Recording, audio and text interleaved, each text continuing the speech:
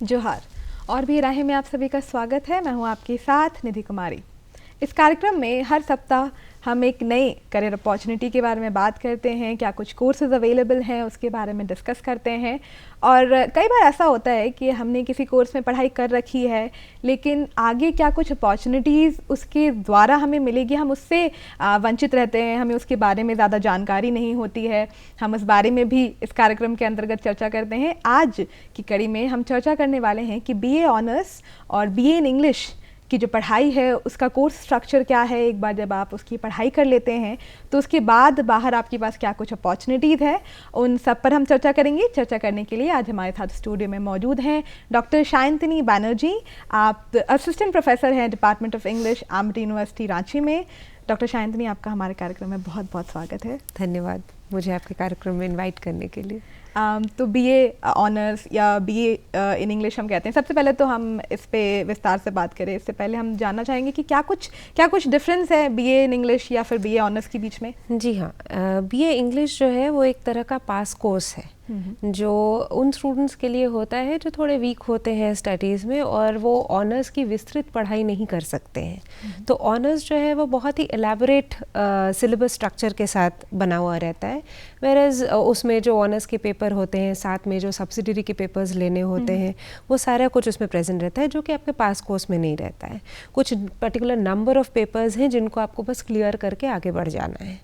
तो उस हिसाब से देखा जाए तो दोनों में बहुत डिफरेंस है। परसेंटेज वाइज भी आपका वेटेज जो है वो any time BA English honours को ज़्यादा दिया जाता है as compare to BA English pass course. और विथ ये जो CBCS सिस्टम आया, फिर अब जो NEP के नए कोर्सेज स्ट्रक्चर हो रहे हैं जिसमें हम लोग ये स्वयं पे जो MOOC कोर्सेज भी कर पा रहे हैं, ये सब के बाद जो रेलेवेंस है बीए इंग्लिश पास कोर्स का वो धीरे धीरे कम होता नज़र आ रहा है। बहुत सारे कॉलेजेस एंड यूनिवर्सिटी से इसे हटा भी दिया गया है, तो अब ये उतना होता भी नहीं है। और जहाँ तक बीए इंग्लिश ऑनर्स की बात है तो बहुत एलैबोरेट वे में लिटरेचर की स्पेसिफिकली स्टडी होती है बीए इंग्लिश ऑनर्स में। तो ये जो सब्जेक्ट है बीए इंग्लिश ऑनर्स, इसी पर हम बात करते हैं। क्या कुछ कोर्स, इसका स्ट्रक्चर क्या है, इसके अंतर्गत क्या कुछ पढ़ाई की जाती है? देखिए, इसका जो स्ट्रक्चर है ये थोड़ा सा यूनिवर्सिटीज़ एंड कॉलेजेस के ऊपर थोड़ा वैरी करता है, बट एक बेसिक स्ट्रक्चर होता है कि जैसे आपको British English, history of English literature जो है वो शुरुआती ईयर्स में ही कंप्लीट कर लेना होता है ताकि आपको बैकग्राउंड पूरा पता रहे।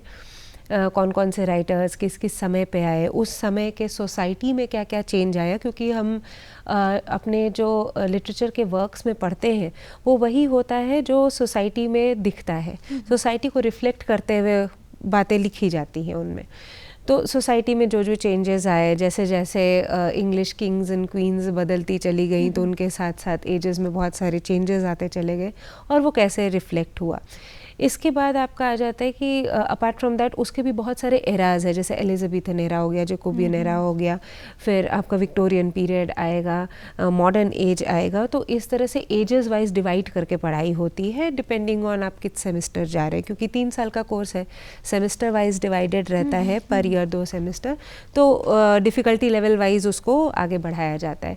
इसके अलावा इंडियन लिटरेचर हो गया, अमेरिकन लिटरेचर हो गया, बहुत सारे जगहों पे कैनेडियन ऑस्ट्रेलियन लिटरेचर भी पढ़ाया जाता है, नॉर्थ ईस्टर्न पोइट्री पढ़ाया जाता है। तो अपार्ट फ्रॉम ब्रिटिश लिटरेचर जितने भी अदर एरियाज़ के लिटरेचर होते हैं वो सारे को पढ़ाया जाता है आफ्टर फर्स्ट ईयर ऑनवर्ड्स। तो इस तरह से कोर्स स्ट्रक्चर, जैसा आपने कहा कि अराउंड द वर्ल्ड जितने लिटरेचर हैं उसके बारे में इस कोर्स के अंतर्गत आपको पढ़ाया जाता है। कई बार ऐसा होता है कि कुछ ऐसे स्टूडेंट्स भी होते हैं जो इंग्लिश ऑनर्स जो हो गया वो इस वजह से लेते हैं कि हमारी लैंग्वेज अच्छी नहीं है तो इस कोर्स के अंदर इंग्लिश बोलना सीख जाएंगे या फिर उस पर पकड़ स्ट्रांग हो जाएगी। हाँ, जब इंटरव्यू के लिए बच्चे आते हैं जनरली जो प्रोसेस है उसमें या तो मार्क्स बेसिस पे होता है, मेरिट बेसिस पे, और साथ में इंटरव्यू होता है, कभी कभी सिर्फ मार्क्स बेसिस पे होता है। जितने भी सेंट्रल यूनिवर्सिटीज़ हैं आप देखेंगे, जो जैसे रांची यूनिवर्सिटी हो गया, सेंट्रल यूनिवर्सिटी हो गया, दिल्ली यूनिवर्सिटी हो गया, ये लोग एक एंट्रेंस एग्ज़ाम लेते हैं साथ में और उसके बाद एक इंटरव्यू कंडक्ट करते हैं। मैक्सिमम केसेस में देखा गया कि जब इंटरव्यू देने जाओ तो हम लोग भी जब जाते थे स्टूडेंट्स इंटरव्यू देने तो हम इससे उससे अपने सीनियर से थोड़ा पूछ के जाते थे कि क्या बोलना चाहिए जब पूछते हैं कि इंग्लिश ऑनर्स क्यों। तो ये कॉमन जवाब है, अच्छा लगता है पढ़ने में। ये उनको समझ में नहीं आता है कि सिर्फ अच्छा क्यों लगता है, सुनने में अच्छा लगता है, यार लोगों ने ये बता दिया कि आप कहीं भी जाओगे तो आपको इंग्लिश तो बोलना पड़ेगा, तो इंग्लिश ऑनर्स पढ़ लो, इंग्लिश बहुत अच्छा हो जाएगा, बहुत अच्छे से इंग्लिश बोल लोगे। तो ये कॉमन फैड है बेसिकली, ये ऐसा है नहीं। और इस बेसिस पे जो लोग लिटरेचर पढ़ते हैं वही लोग मैक्सिमम ड्रॉप आउट्स होते हैं बाद में, या विड्रॉल लेके कुछ और पढ़ रहे होते हैं क्योंकि उनको रियलाइज़ होता है कि उन्होंने गलत कोर्स को चूज़ किया है।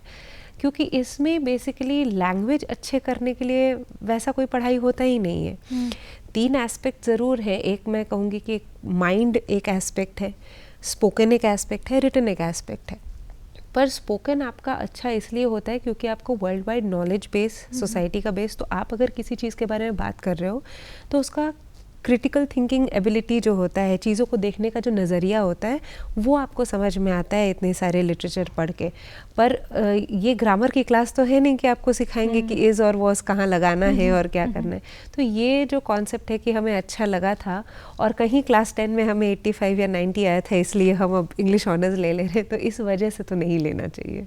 तो जैसा आपने कहा कि कई बार जो बच्चे होते हैं सिर्फ क्योंकि बोलना अच्छा लग रहा है या फिर पढ़ना अच्छा लग रहा है, क्या ऐसा पर्सपेक्टिव है जिसके साथ आपको इस कोर्स में एंटर करना चाहिए? अगर आपका माइंडसेट कुछ ऐसा है तो शायद ये कोर्स आपके लिए परफेक्ट है। देखिए जनरली क्या होता है कि बहुत सारे लोग हैं जिनको सोसाइटी में क्या हो रहा है नहीं हो रहा है उसका अंदाज़ा है। कुछ लोग होते हैं जो बहुत क्रिएटिव होते हैं शुरू से। आप देखेंगे बच्चों में भी ये है कि वो लोग पोइट्री लिखते हैं, कुछ लोग शायरी लिखते हैं, शॉर्ट स्टोरीज़ लिखते हैं बच्चे अपने से बना के। और सिर्फ वही नहीं, ये स्कूल के कोर्स करिकुलम में भी है कि उनको शॉर्ट स्टोरीज़ बना के लिखने होते हैं। तो जिनका ये क्रिएटिव माइंडसेट होता है, जो चीज़ों को थोड़े अलग तरीके से परसीव करना जानते हैं कि आपको किसी ने कुछ बताया पर आपको लगा कि नहीं इसको तो इस तरह से भी देखा जा सकता है, तो इस टाइप के लोग जब लिटरेचर के फील्ड में आते हैं तो वो थोड़ा ज़्यादा प्रॉस्पर कर पाते हैं इसमें। अदरवाइज़ कुछ लोग बहुत डिफाइंड माइंडसेट के साथ आते हैं कि हम इस सब्जेक्ट के थ्रू मेरा यूपीएससी अच्छा जाएगा, मेरा थ्रू आउट इंग्लिश पे कमांड अच्छा रहा है, तो आगे की कॉम्पिटिटिव एग्जाम्स के लिए ये कोर्स लेना मेरे लिए अच्छा है। तो वो भी माइंडसेट बहुत गलत नहीं है। हर कोई नॉवेलिस्ट तो नहीं बन सकता है, तो हमेशा क्रिएटिव माइंडसेट होना ही ज़रूरी नहीं है। पर इस टाइप के लोग जो क्लियर पर्सपेक्टिव के साथ आते हैं कि हमें इसके बाद करना क्या है, क्यों हम ये लेना चाह रहे हैं, उनके लिए ये अच्छी चीज़ है। या फिर वो हमेशा से इस चीज़ में स्ट्रांग थे और आगे एक्सप्लोर करके देखना चाहते हैं कि इसमें और क्या अपॉर्चुनिटीज़ हो सकते हैं। हो सकता है पढ़ते पढ़ते उनको रियलाइज़ हो कि इसमें और भी चीज़ें हैं जो हम लोग कर सकते हैं जो पहले नहीं सोची थी, तो वो भी एक पॉसिबिलिटी है। अच्छा, अगर हम यूनिवर्सिटीज़ की बात करें कि क्या कुछ इंडिया से ही शुरू करते हैं कि कुछ टॉप यूनिवर्सिटीज़ है जहाँ से आप ये कोर्स कर सकते हैं और काफ़ी अच्छे तरीके से, जिसके बाद अपॉर्चुनिटीज़ आपके लिए ज़्यादा ब्राइट होंगी? देखिए सबसे ज़्यादा अगर इंग्लिश ऑनर्स या इंग्लिश लिटरेचर पे कमांड कहीं देखा जाता है तो वो दिल्ली यूनिवर्सिटी और जवाहरलाल यूनिवर्सिटी में देखा जाता है। दिल्ली यूनिवर्सिटी के colleges, Hindu college Miranda house, saint Stephen's, फिर Delhi school of arts and commerce, lady Shri Ram college, ये सारे कॉलेजेस जो है, किरोड़ी मल है, दौलत राम है, बहुत सारे कॉलेजेस है डीयू के अंदर जो इस पे फोकस, लिटरेचर पे फोकस या इंग्लिश पे फोकस बहुत ज़्यादा होता है। जेएनयू में तो खासकर है ही। मुंबई में भी कुछ कॉलेजेस हैं, स्कॉटिश चर्च है कलकत्ता में, वो अच्छा है। फिर चेन्नई की साइड में लॉयला अच्छा है। तो ऐसे बहुत सारे कॉलेजेस ऑल ओवर इंडिया जहाँ पे, पर आपको दिखेगा कि ईस्ट नॉर्थ वाले साइड्स में, नॉर्दर्न इंडिया में इसका प्रचलन थोड़ा ज़्यादा है इसको पढ़ने का, जहाँ पे साउथ में टेक्निकल थोड़ा ज़्यादा हो जाता है। सिमिलरली नॉर्दर्न साइड में थोड़ा सा लिटरेचर पे फोकस लोगों का ज़्यादा रहता है। अच्छा, तो इसमें एंट्रेंस एग्जाम्स की क्या प्रोसेस होता है? जैसे अभी जो जनरली कॉलेजेस या यूनिवर्सिटीज़ अपना एक कंडक्ट करवाते हैं। आफ्टर ये 12th के एग्ज़ाम्स हो जाते हैं, रिजल्ट्स निकल जाते हैं, तो कॉलेजेस के फॉर्म्स आने शुरू होते हैं और फॉर्म्स मेरिट बेसिस पे वो लोग एक लिस्ट निकालते हैं। एक कट ऑफ मार्क्स होता है, तो कट ऑफ मार्क्स के बेसिस पे वो लोग एक लिस्ट निकालते हैं जिनको इंटरव्यू के लिए बुलाया जाता है, और फिर उस इंटरव्यू के बेसिस पे फाइनल सिलेक्शन का लिस्ट निकलता है। तो not only on the basis of your marks, पर उसके साथ आपका इंटरव्यू में परफॉर्मेंस कैसा रहा, दोनों मिला के फिर उनको एडमिट किया जाता है। जहाँ इंटरव्यूज़ होते हैं वहाँ पे अगर बच्चे जा रहे हैं तो क्या कुछ बातों का ध्यान रखने की उन्हें ज़रूरत है जब वो इस सब्जेक्ट के इंटरव्यूज़ के लिए जा रहे हैं? जनरली तो क्योंकि आप अभी सिर्फ +2 पढ़ के आए हैं तो ऐसा है नहीं कि आपको कोर लिटरेचर से कुछ पूछ लिया जाएगा, लेकिन जितना आप पढ़ के आए हैं जिन टॉपिक्स या एटलीस्ट हर चाहे CBSE हो चाहे ICSE हो, जनरली ICSE के लिए क्वेश्चंस थोड़े अलग हो जाते हैं क्योंकि वो लोग बहुत ज़्यादा एलैबोरेट वे में शेक्सपियर पढ़ के आते हैं, उनका लिटरेचर बेस थोड़ा ज़्यादा स्ट्रॉन्ग रहता है। CBSE थोड़ा टेक्निकल इंग्लिश पे फोकस ज़्यादा करता है, तो क्वेश्चंस भी उस हिसाब से होते हैं। कहना ये है कि वो लोग जो पढ़ के आ रहे हैं, वो जो ऑथर्स पढ़ते हैं टेक्स्ट बुक में, जो पोइट्री पढ़ते हैं, उसके बारे में उनका बेसिक नॉलेज होना चाहिए। ये नहीं बोले कि अच्छा क्लास 10 में पढ़े थे अभी तो याद नहीं आ रहा है। तो ऐसा नहीं है कि बहुत फियरफुल है कि लिटरेचर पढ़ने गए हैं तो आपको। दूसरी चीज़ कि वो आपका पर्सपेक्टिव जी, अच्छे जो इतने कॉलेजेस होते हैं ना, वो जब लेते हैं आपका एंट्रेंस का इंटरव्यू तो वो आपका पर्सपेक्टिव भी चेक करना चाहते हैं कि आपको अगर कोई सिचुएशन दिया जाए या आपको कुछ पढ़ने के लिए दे दिया और बोला कि इसको क्रिटिकली आप कैसे एनालाइज करोगे, आप कैसे इंटरप्रेट कर सकते हो इसको, तो वो उसका माइंडसेट जज करता है उस बच्चे का कि उसका पहले से वो क्रिटिकल बेंट है कि वो लिटरेचर पढ़ सके, उसको समझ सके। तो ये भी एक तरीका होता है। तो थोड़ा वेल रेड होना लिटरेचर के स्टूडेंट के लिए बेटर होता है। बेटर, और मुझे लगता है कि उनके लिए एडवांटेज भी है, एडवांटेज है, कोर्स, वो उस कोर्स को एंजॉय कर पाएंगे जब तक वो पढ़ेंगे। बिल्कुल बिल्कुल। बिना रीडिंग हैबिट के लिटरेचर पढ़ना बहुत डिफ़िकल्ट हो जाएगा उससे कोप करने में बाद में, क्योंकि आपका बैकग्राउंड कुछ नहीं रहेगा। तो फिर वो डिफ़िकल्टी लेवल जैसे जैसे बढ़ेगा आपको भी लगेगा कि बाप रे क्यों ले लिया ये वाला, इतना ईजी तो नहीं है।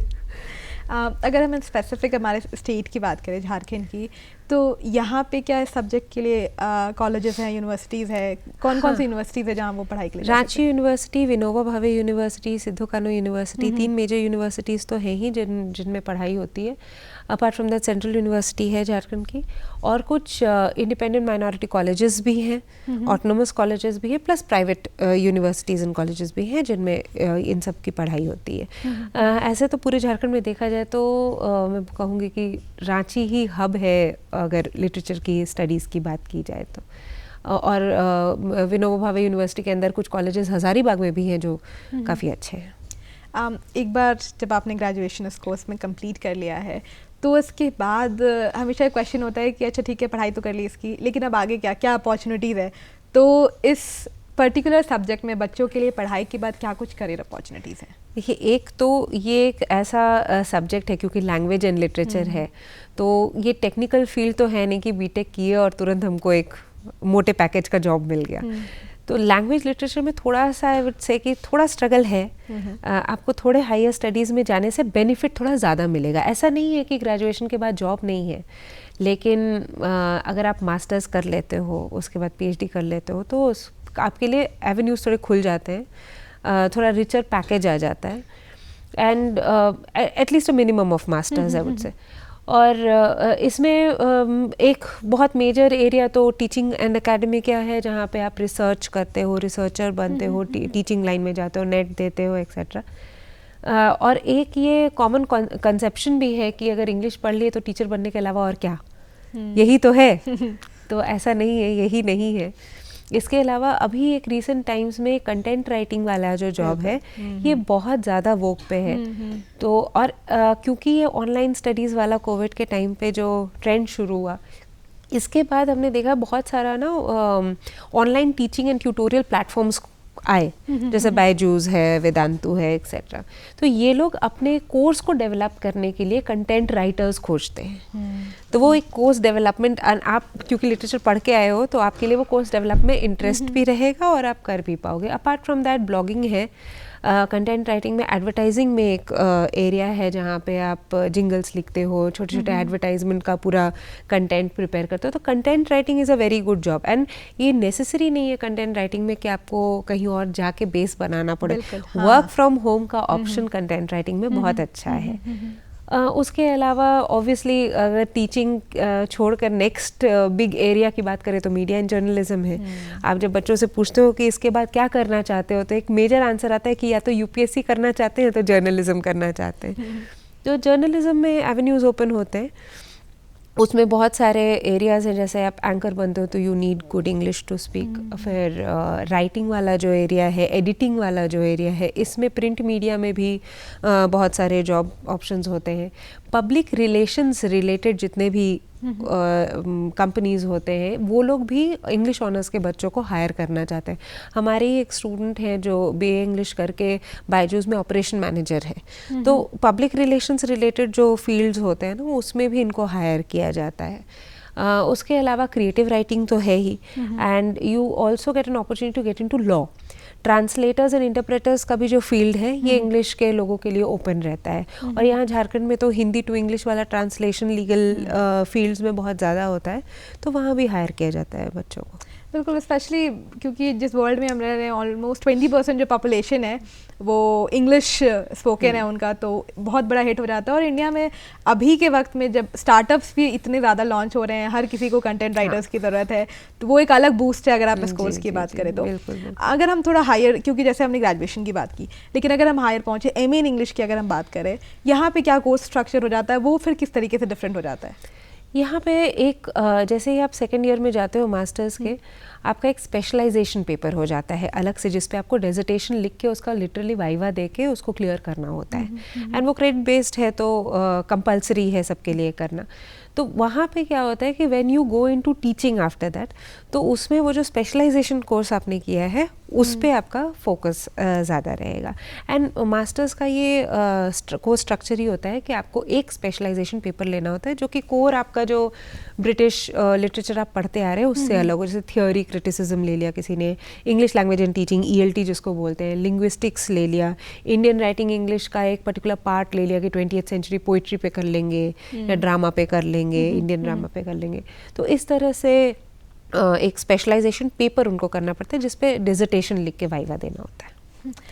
अच्छा, एक ये जो है ये क्योंकि ये क्वेश्चन आया है एक्चुअली एक स्टूडेंट के थ्रू ही जो जानना चाह रहे हैं कि ग्रेजुएशन उनकी हुई है मास कम्युनिकेशन में, और अब क्योंकि कहीं ना कहीं एक जो एडवांटेज हो जाता है कि आपकी भले ही लैंग्वेज में आपको सिखाया नहीं जा रहा बोलना, लेकिन उस लैंग्वेज पे आपकी पकड़ काफ़ी स्ट्रांग हो जाती है, और अभी के वक्त में अगर आप मीडिया में हैं तो ये काफ़ी ज़रूरत है इस बात की। तो क्या ग्रेजुएशन के बाद अगर वो इंग्लिश में MA करते हैं तो उनके लिए क्या वो एक बूस्ट होगा, एक प्लस होगा उनके लिए? हाँ बिल्कुल बिल्कुल। एक तो इस फील्ड में आने का एक सबसे अट्रैक्टिव बात ये है कि आप किसी भी फील्ड से हो, आप साइंस के बैकग्राउंड से हो, आप मास कम्युनिकेशन करके आ रहे हो, आप किसी भी बैकग्राउंड से हो, आप आके इंग्लिश ऑनर्स पढ़ सकते हो। एंड क्योंकि कम्युनिकेशन, मास कम्युनिकेशन और इंग्लिश ऑनर्स ना पैरेलली बहुत सिमिलर है in their content and approach, and finally जाके एक जगह पे मर्ज भी हो जाते हैं एक तरह से कहा जाए तो इसीलिए जब वो लोग उसमें मास्टर्स करते हैं तो उनका फिर पर्सपेक्टिव क्या होता है कि जब आप एज एन एंकर भी लोगों से सवाल पूछते हैं तो आपके सवाल में जो रिचनेस है बिल्कुल वो भी इम्पोर्टेंस रखता है, एंड वो आता है जब आप लिटरेचर पढ़ते हो तो, क्योंकि आपका खुद का परसेप्शन इतना स्ट्रांग हो चुका होता है, क्रिटिकल थिंकिंग इतना स्ट्रांग हो चुका है कि आप क्वेश्चंस भी उस हिसाब से डेवलप कर सकते हो। तो ये ऑब्वियसली उनके लिए एक एडवांटेज है। अभी के वक्त में हम हमेशा जब स्टडीज़ की बात होती है तो इंटर्नशिप्स पे फोकस किया जाता है कि इंटर्नशिप अगर आप कॉलेज में पढ़ाई कर रहे हैं तो बहुत इंपॉर्टेंट हो जाती है। इंग्लिश की अगर हम बात करें तो यहाँ पे इंटर्नशिप का क्या रोल है, और इंटर्नशिप्स में बेसिकली क्या कुछ अपॉर्चुनिटीज़, क्या कुछ सीखने को मिलता है बच्चों को?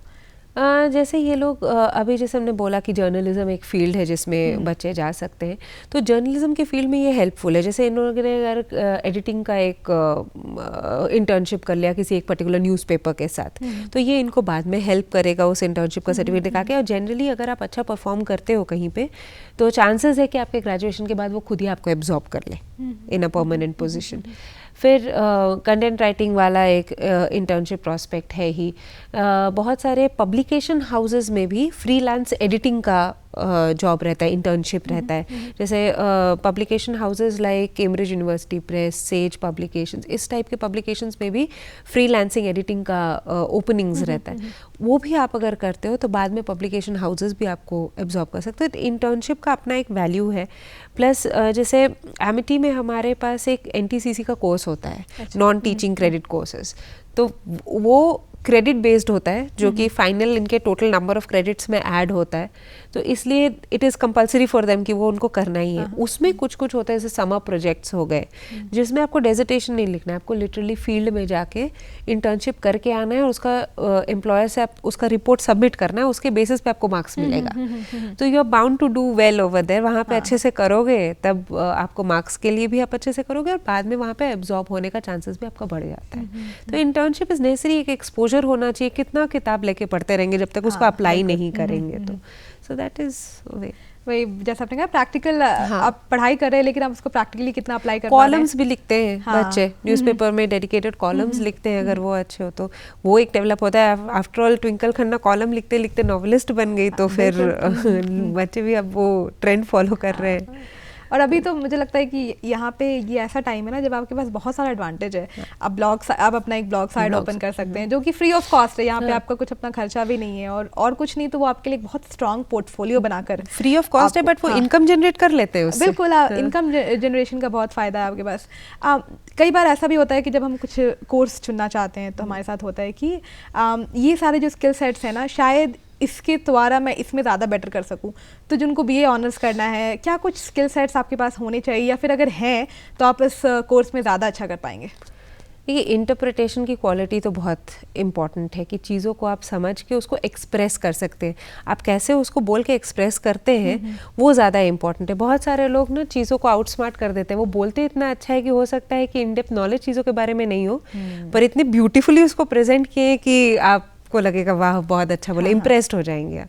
तो वो प्रेजेंटेशन स्किल्स बहुत इंपॉर्टेंट है और रीडिंग हैबिट होना बहुत इंपॉर्टेंट है, क्योंकि अंदर से खोखले होकर आप बहुत अच्छा नहीं बोल सकते हो, वो थोड़े देर के लिए काम करेगा। तो इसलिए जिनका रीडिंग हैबिट रहता है शुरू से, उनके पास एक नॉलेज बेस तैयार रहता है जिसके बेसिस पे वो बोल सकते हैं, तभी इस फील्ड में आगे बढ़ने का कोई फ़ायदा भी होगा उनको। एक जो हमेशा सवाल आके अटक जाता है, अच्छा ठीक है इसमें सैलरी कितनी हम एक्सपेक्ट कर सकते हैं?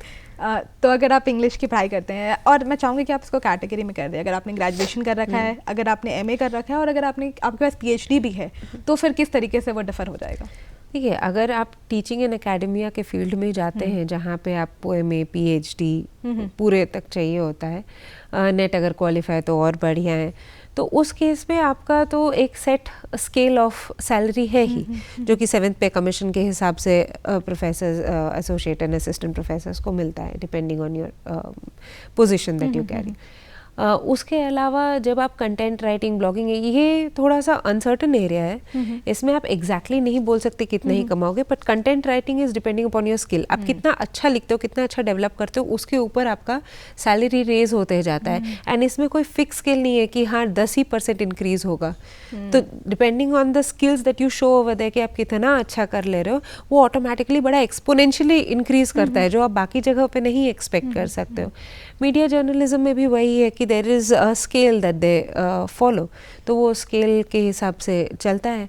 और ये जो भी नए ट्रेंड्स आए हैं, कंटेंट राइटिंग, क्रिएटिव राइटिंग, जिसमें आपको रॉयल्टी मिलती है अगर आपका वर्क अच्छा है and you publish it, law के फील्ड में, जो कि अगेन उसमें एक्सपोनेंशियली बढ़ता है, फिर आप कह नहीं सकते हैं कि वो आपके स्किल पे डिपेंडेंट है। तो इसके केस में हो जाता है कि जब आप ग्रेजुएशन के बाद कोई जॉब लेते हो तो वो टोटली आपके स्किल सेट पे डिपेंडेंट है कि आप अपना स्किल कितना अच्छा दिखा सकते हो वहाँ पे, उस पर आपका सैलरी जल्दी जल्दी बढ़ता है वहाँ।